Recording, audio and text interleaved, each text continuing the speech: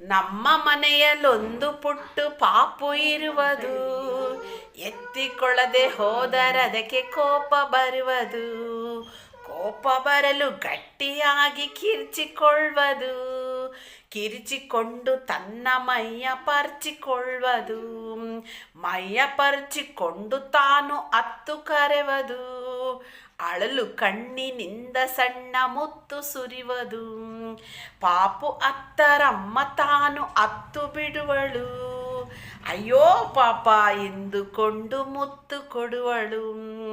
ಪಾಪ ಪಟ್ಟು ಹಿಡಿದ ಹಠವು ಸಾರ್ಥಕವಾಯಿತು, ಕಿರಿಚಿ ಪರಿಚಿ ಅಳುವುದೆಲ್ಲ ಅರ್ಥವಾಯಿತು. ಪಾಪುಗೆ ಈಗ ಅಳು ಎಲ್ಲ ಹೋಗಿ ಖುಷಿ ಆಯ್ತಾ? ಹೌದು ಅಮ್ಮಚ್ಚಿ, ಖುಷಿ ಆಯ್ತು. ಮೇಲೆ ಅಮ್ಮಚ್ಚಿ ಕಾಟ ಕೊಡಬಾರ್ದು, ಅಳಬಾರ್ದು, ಓಕೆನಾ? Good girl.